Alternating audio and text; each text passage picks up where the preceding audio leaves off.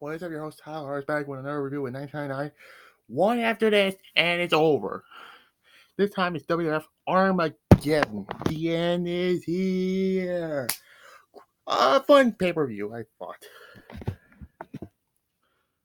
December 12th, and this is the last pay-per-view of WWF in 1999. Thank goodness. December 12th at the National Car Rental Center in Sarasota, Florida. This has to be this was a fun show, in my opinion. But the next pay-per-view, the last pay-per-view of the year, I'm gonna shit all over it, but let's not talk about that in this video when I talk about it.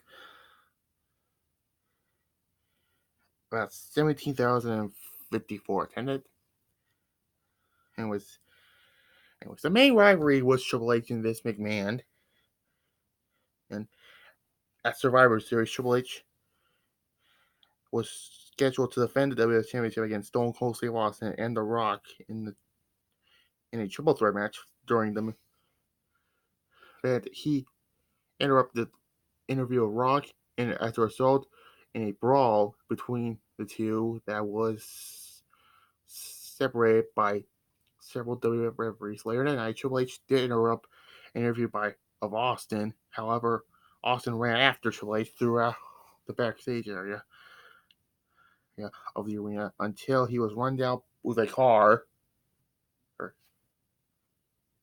in the parking lot of the arena. As a result, he was taken away at an ambulance, and as a result, from the main event, Vince McMahon blamed Triple H and DX for the attack, but Triple H denied it during so. Later that night, Big Show was declared the third contender against Triple H and Rock. Interfere in the match. Vince interfered in the match, and cost Triple H the title against Big Show on the November 15th edition of Raw is War. Vince blames Triple H and DX of the attack, but DX isn't blame the entire situation on Vince.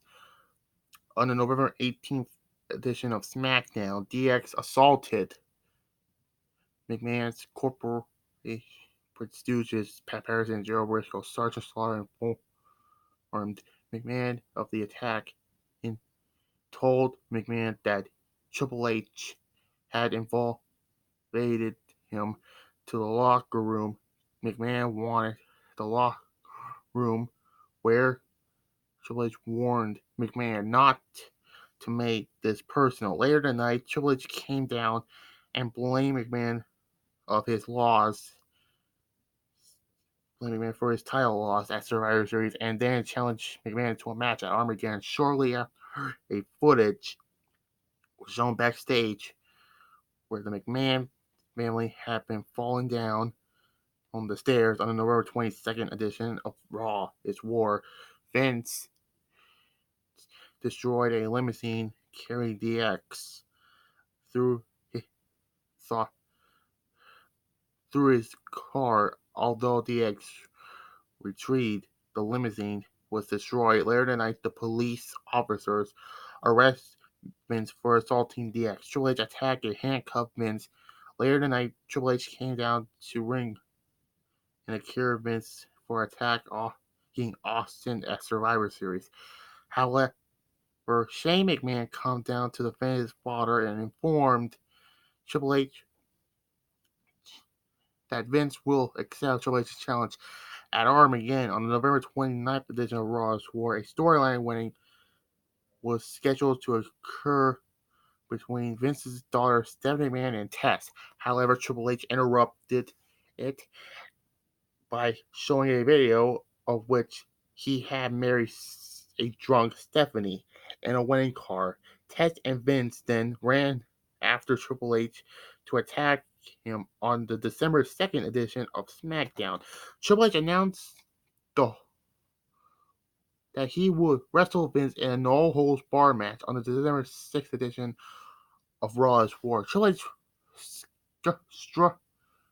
surged a stipulation into the match that if Vince won the match, Triple H and Stephanie's marriage will be annulled. But as Triple H won, he will guarantee a a WWF Championship match. Vince agreed to the stipulations. So yeah, that's just like. But what about the other main storyline is for the WWF with Big Show and the Big Boss Man, and then I'll talk about why that match was short. But anyways, another personal rivalry between Big Show and Big Boss Man.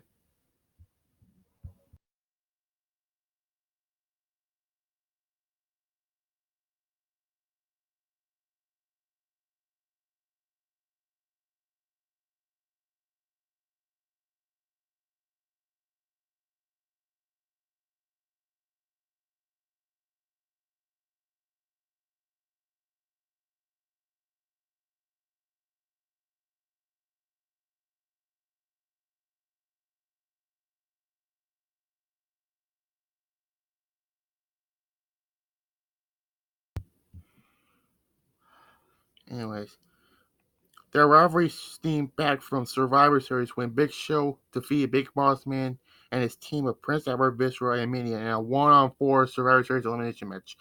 Later that night, Big Show replaced an injured Stone Cold Steve Austin in a triple threat match.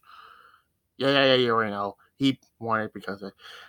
To win on the November 15th edition of Raw is War,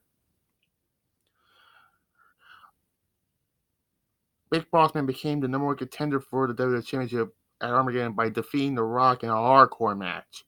On the November 22nd edition of Raw is War, Rock was scheduled to wrestle Big Boss Man and Prince Albert in a tag team match with a partner. Anyways, let's just get on to it. We have the Acolytes winning the 18 team Battle Royal match to determine the number one contenders for the WWF Tag Team Championships at the Royal Rumble. It was a decent Battle Royal, I thought. But anyways, let's see who were the first two. Yeah, the first two eliminated were Godfather and Mark Henry. Then the Headbangers, then Edge and Christian. Then the Dudleys, then the Meat Street Posse, and then the last time they were already out. Let's see. 5.5. It was a decent Battle Royal. They made Kurt Angle defeating Steve Blackman. Make Kurt Angle look good. And by 2000, he will be the WWF Championship. And by the way, fun fact, the following year's Armageddon, he made it. A decent, another 5.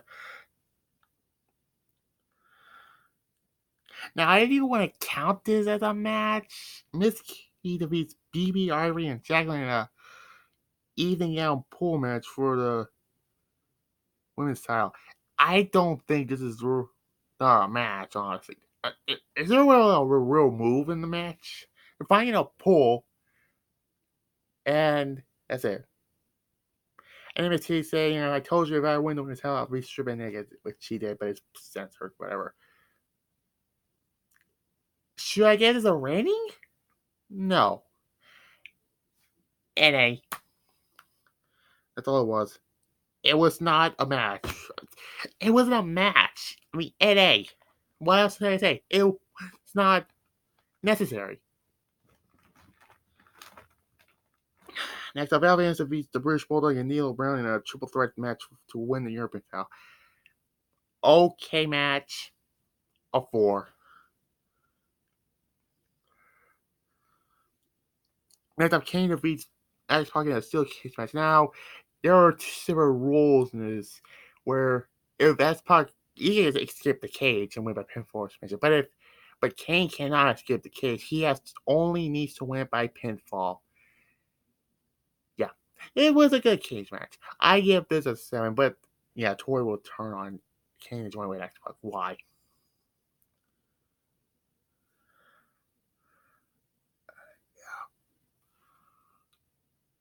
Chris Jericho defeats China to win the Intercontinental title. I think this is better than their Survivor Series match, but this was still a good match. Another 7 out of 10. And Chris Jericho wins his first of 9 WWE Intercontinental Championships. Next up, we have The Rock and Sock Connection defeat the New Age Outlaws in a BS disqualification in the tag team title match. Yeah, The Rock and Sock Connection. It was a fun team, but this is the last time. Well, The Rock and Sock Connection will be this was discontinued by 2000 when The Rock will become a main eventer. Well, he's already a main event player, but he'll win the Rumble and then the whole I win it. Yeah, we're not gonna go that far. All point, he will be the WWE champion by 2020